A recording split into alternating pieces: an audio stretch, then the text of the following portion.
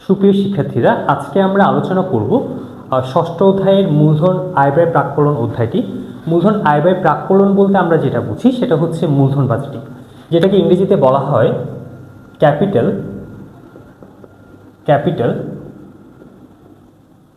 Budgeting. তো প্রথমে capital budgeting বা মূলধন বাজেটিং জানার আগে আমাদের বুঝতে হবে বাজেটিং জিনিসটা কি। বাজেটিং জিনিসটা বোঝার আগে আমার বুঝতে হবে বাজেট বলতে আমরা কি বুঝি।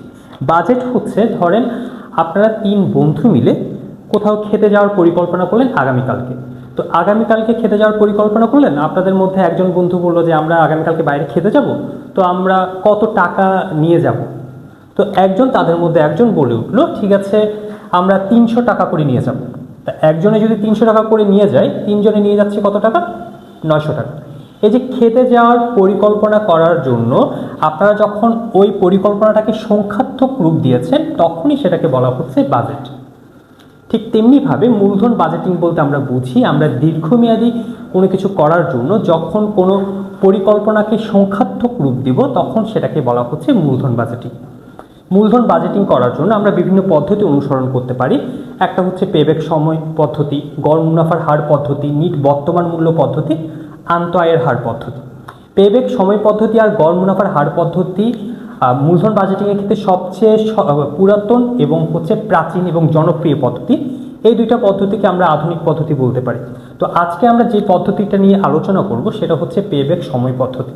তো এখন খেয়াল করি পেব্যাক সময় বলতে আমরা কি বুঝি। পেব্যাক সময়, আমি কোনো কিছুতে বিনিয়োগ করার পর ওই টাকাটা আমার কাছে আসার জন্য যত বছর বা যে সময়টা নেবে, সেই সময়টাকেই বলা হচ্ছে পেব্যাক সময়। এবং এই সময়টা বের করার জন্য যেই পদ্ধতিটা আমরা অনুসরণ করব সেটাকেই বলা হচ্ছে পেব্যাক সময় পদ্ধতি। পেব্যাক সময় পদ্ধতিকে সংক্ষেপে পিভিপিও বলতে পারে, প্রশ্নের মধ্যে থাকতে পারে পিভিপি নির্ণয় করো, অথবা বলতে পারে পরিশোধযোগ্য সময় নির্ণয় করো, পরিশোধযোগ্য সময়, অথবা বলতে পারে হচ্ছে পেব্যাক পিরিয়ড বের করো, যেটা পিভিপির পূর্ণরূপ। এরপর আসে হচ্ছে অন্য পদ্ধতি, যদি আমরা অনুসরণ করি মূলধন বাজেটিংয়ের গড় মুনাফার হার, এটাকে সংক্ষেপে বলা হয় ARR, যার পূর্ণ মিনিং হচ্ছে অ্যাভারেজ রেট অফ রিটার্ন, আর যেটাকে আমরা আবার গড় মুনাফার হার পদ্ধতি না বলে গড় উপার্জন হার পদ্ধতিও বলতে পারে।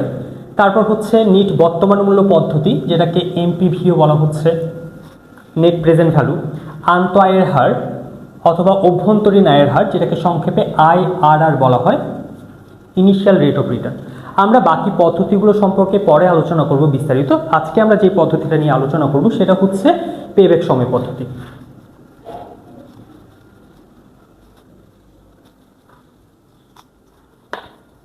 আচ্ছা, পেব্যাক সময় পদ্ধতি নিয়ে আলোচনা করার আগে আমাদের জানতে হবে পেব্যাক সময় পদ্ধতি প্রশ্নটা কীভাবে। দুইটা পদ্ধতি বা দুইটা নিয়মে পেব্যাক সময় পদ্ধতি আর অঙ্কটা করা হয়। একটা হচ্ছে নগদ প্রবাহ ভিন্ন ভিন্ন দেওয়া থাকলে, আরেকটা হচ্ছে নগদ প্রবাহ একই রকম দেওয়া থাকলে। প্রথমে আমরা একটা বিনিয়োগের টাকা ধরে নিলাম আমি কোনো একটা প্রকল্পে বিনিয়োগ করব 50,000 টাকা। নগদ আন্তঃপ্রবাহ দেওয়া আছে, আমাকে নগদ আন্তঃপ্রবাহ, আমার কাছে দুইটা প্রকল্পের অপশন আছে, একটা হচ্ছে X প্রকল্প আর একটা হচ্ছে Y প্রকল্প। X প্রকল্প থেকে আমি প্রত্যেক বছর প্রথম বছর 20,000 টাকা পেলাম, দ্বিতীয় বছরে 20,000 টাকা পেলাম, তৃতীয় বছরে 20,000 টাকা পেলাম। 3 বছরের জন্য আমরা বিনিয়োগটা করছি। আর Y প্রকল্প থেকে আমরা প্রথম বছর পেলাম 20,000 টাকা, পরের বছর পেলাম 30,000 টাকা, পরের বছর পেলাম 40,000 টাকা।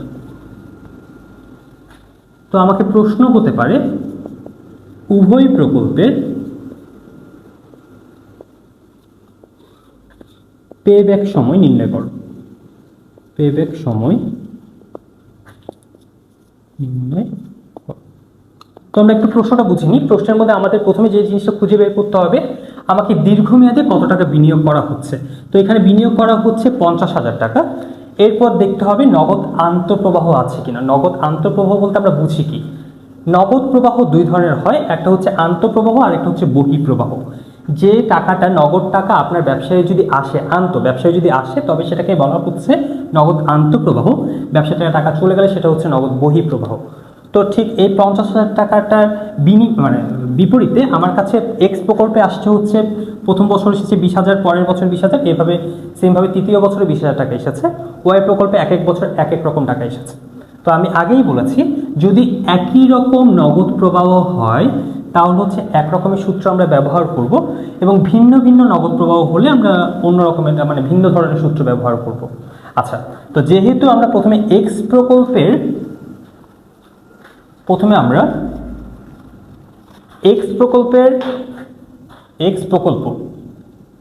এক্স প্রকল্পের পেব্যাক সময় বের করবো, তাহলে এক্স প্রকল্পের পেব্যাক সময় বের করার জন্য আমার কাছে যে সকল ইনফরমেশনগুলো আছে সেগুলো হচ্ছে বিনিয়োগ। তাহলে দেওয়া আছে বিনিয়োগ, কত টাকা বিনিয়োগ দেওয়া আছে আমাদের? 50,000 টাকা বিনিয়োগ দেওয়া আছে। 50,000 টাকা বিনিয়োগ সমান হচ্ছে 50,000 টাকা। তারপর হচ্ছে নগদ প্রবাহ, প্রতি বছর যেহেতু একই রকম নগদ প্রবাহ, সেটাকে আমরা বার্ষিক নগদ প্রবাহ বলতে পারি। বার্ষিক নগদ প্রবাহ বা নগদ আন্তঃপ্রবাহ হচ্ছে 20,000 টাকা। খুবই সহজ একটা সূত্র। তাহলে সুতরাং পেব্যাক পিরিয়ড বা পেব্যাক সময় সমান, সূত্রটা হচ্ছে উপরে হবে বিনিয়োগ, নিচে হবে হচ্ছে বার্ষিক নগদ আন্তঃপ্রবাহ। তাহলে এই যে এখানে আমার ইনফরমেশন দেওয়া আছে, বিনিয়োগ হচ্ছে কত টাকা? 50,000 টাকা। বার্ষিক নগদ আন্তঃপ্রবাহ হচ্ছে 20,000 টাকা। তাহলে 50,000কে আমরা যদি 20,000 দিয়ে ভাগ করি তাহলে কত পাই একটু দেখি। 50,000 ভাগ 20,000, 2.5, মানে 2.5 বছর।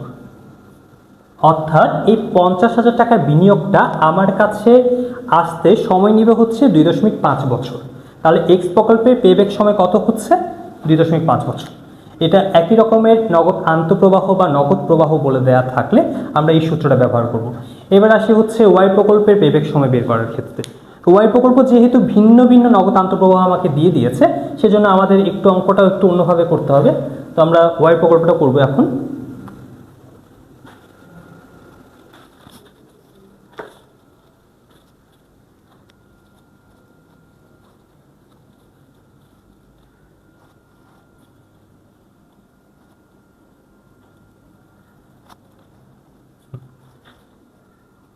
ওয়াই প্রকল্পের পেব্যাক সময় বের করার জন্য প্রথমে আমরা ওয়াই প্রকল্প লিখলাম। ভিন্ন ভিন্ন টাকার অ্যামাউন্ট দেওয়া থাকলে আমরা একটা ঘর করতে হবে, একটা সারণীর মতো তৈরি করতে হবে। সারণীর মধ্যে থাকবে 3টা কলাম, একটা হচ্ছে বছরের, একটা হচ্ছে নগদ আন্তঃপ্রবাহর ঘর, আন্তঃপ্রবাহ। প্রশ্নের মধ্যে নগদ আন্তঃপ্রবাহ দেওয়া থাকলে নগদ আন্তঃপ্রবাহ লিখবো, প্রশ্নে যদি বলে দেওয়া থাকে নগদ প্রবাহ তাহলে আমরা নগদ প্রবাহ লিখবো। তৃতীয় নাম্বারটার ঘর হচ্ছে ক্রমযোজিত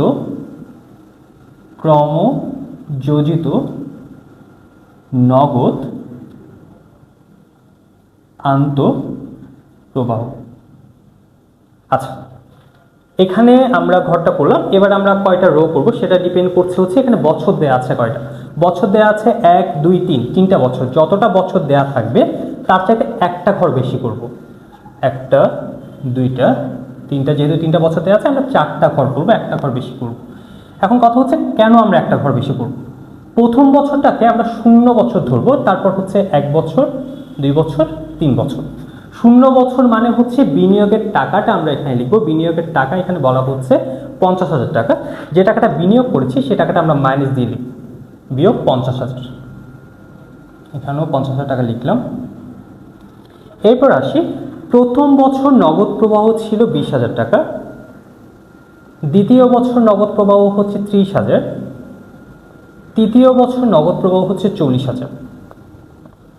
তাহলে আমি 50,000 টাকা বিনিয়োগ করলাম। প্রথম বছর যদি আমার ব্যবসায় 20,000 টাকা চলে আসে, আমার কাছে আর কত টাকা বকেয়া আছে? 30,000 টাকা। 30,000। তারপর পরের বছর যখন আমরা বিনিয়োগ করলাম আমার কাছে আর 1 টাকাও বকেয়া থাকে না, তারপর হচ্ছে কত 40,000। এখানে এই জায়গায় অনেক সময় শূন্য আসতে পারে অথবা মাইনাস আসতে পারে। তো এখানে যেহেতু আমরা 50,000 টাকা বিনিয়োগ করেছি, 50,000 টাকা চলে এসেছে, সেজন্য এখানে শূন্য এসেছে। তাহলে সুতরাং পে ব্যাক সময় সমান, তাহলে আমার দেখতে হবে আমার 50,000 টাকাটা আমার কাছে কোন বছর চলে এসেছে। তাহলে আমার কাছে 50,000 টাকা চলে এসেছে দ্বিতীয় বছর, তাহলে আমরা এখানে লিখব 2 যোগ, তাহলে আমার এখানে কোনো টাকা আর অবশিষ্ট নেই, সেজন্য সেখানে শূন্য দিয়ে দিচ্ছি যেহেতু শূন্য এসেছে। এরপর নিচে দিব হচ্ছে পরের বছরের, মানে যে বছর আমার টাকাটা চলে এসেছে সেই বছরের পরের বছরের নগদ প্রবাহ। তাহলে কত টাকা নগদ প্রবাহ? 40,000 টাকা।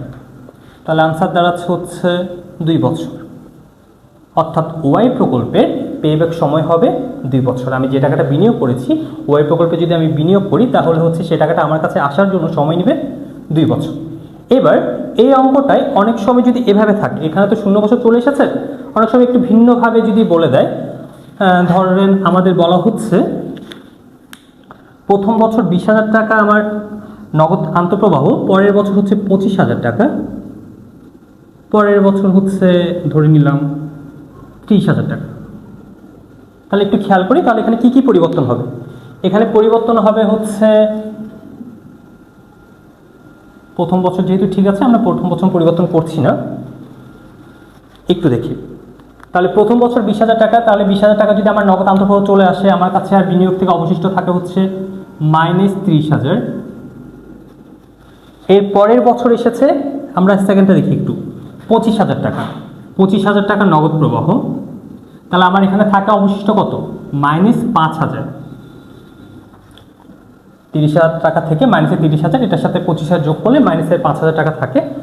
এরপর তৃতীয় বছর নগদ প্রবাহ হচ্ছে, নগদ আন্তঃপ্রবাহ হচ্ছে 30,000 টাকা ধরে নিলাম আমরা পরবর্তীতে, তাহলে এখন হলো হচ্ছে 25,000 টাকা। যদি কখনো শূন্য না এসে এভাবে চলে আসে তাহলে আমরা বের করব কিভাবে দেখি। আমাদের দেখতে হবে শেষ বিয়োগ চিহ্ন বা মাইনাস চিহ্নটা কোন বছর আছে। শেষ মাইনাস চিহ্ন আছে হচ্ছে প্রথম বছর দ্বিতীয় বছরে, তাহলে 2 লিখবো, দ্বিতীয় বছরে যেহেতু আছে 2 লিখলাম, যোগ টান দেওয়ার পর উপরে থাকবে হচ্ছে শেষ মাইনাস চিহ্ন যে চিহ্নটা আছে সেটার মাইনাসটা আমরা তুলে দিব, তাহলে থাকবে কত? 5,000। এই মাইনাসটা আমরা তুলে দিচ্ছি এবং পরবর্তীতে সেম আগের নিয়মের মতো পরের বছরের নগদ আন্তঃপ্রবাহ আমাদের নিচে লিখতে হবে 30,000। তাহলে কত পাচ্ছি আমরা? 2 যোগ 5,000কে 30 দিয়ে ভাগ করলে কত হয়? 5,000 ভাগ 30,000, 0.16। তাহলে 2 6 6 আছে, 0.17 লিখতে পারি আমরা বছর, 6 6 আরও ছিল প্রায়। তাহলে দ্বিতীয় প্রকল্পের পেব্যাক সময় দাঁড়াচ্ছে হচ্ছে 2.17 বছর। এখন কখনো কখনো আমাকে তো এই প্রশ্নটা বলেছে উভয় প্রকল্পে পেব্যাক সময় বের করো, আমাকে বলতে পারে পেব্যাক সময় নির্ণয় করার মাধ্যমে বলো যে কোন প্রকল্পে বিনিয়োগ করা লাভজনক। তো খুব স্বাভাবিকভাবে আমরা একটু চিন্তা করি, আমরা সব সময় চাইবো আমি যে টাকাটা বিনিয়োগ করেছি সেই টাকাটা যত তাড়াতাড়ি সম্ভব আমার কাছে যদি চলে আসে তাহলেই ভালো। তাহলে কোনটা লাভজনক হবে? আমরা এক্স প্রকল্পের পেব্যাক সময় পেয়েছিলাম 2.5 বছর, ওয়াই প্রকল্পের পেব্যাক সময় আমরা দুইটা পেয়েছিলাম, একটাতে পেয়েছিলাম 2 বছর আর একটা পেয়েছিলাম 2.17 বছর, দুইবার যেহেতু করেছি। তো ভালো করে একটু খেয়াল করে দেখি, প্রথম প্রকল্প যদি আমি বিনিয়োগ করি আমার টাকাটা আসার জন্য সময় নিচ্ছে 2.5 বছর, দ্বিতীয় প্রকল্পে বিনিয়োগ করলে আমরা টাকাটা আসার জন্য সময় নিচ্ছে 2 বছর। তো যেহেতু দ্বিতীয় প্রকল্পে আমার কম সময়ের মধ্যে টাকাটা আমার কাছে চলে আসছে, সেহেতু আমরা সবসময় সিদ্ধান্ত নিব যে যে সময়টার মধ্যে কম সময়ে যেহেতু আমার কাছে টাকাটা চলে আসছে, আমরা সিদ্ধান্ত নিব উভয় প্রকল্পটাই লাভজনক। কেন লাভজনক? কারণ এই প্রকল্পে আমাদের কম সময়ে আমার যে বিনিয়োগের টাকাটা আছে সেটা চলে এসেছে। তো আজকে এই পর্যন্তই রাখছি, আমরা পরবর্তী ক্লাসে আগামী পর্বগুলোতে বাকি পদ্ধতিগুলো আলোচনা করব। তো আপনারা এই পদ্ধতিতে যতগুলো ম্যাথ আপনাদের বইয়ে আছে বা যেখানে আছে একটু চেষ্টা করবেন, যদি কখনো কোনো সমস্যায় পড়েন অবশ্যই যোগাযোগ করবেন, কমেন্টে জানাবেন। আজকে এই পর্যন্তই রাখছি, ভালো থাকবেন, ধন্যবাদ সবাইকে।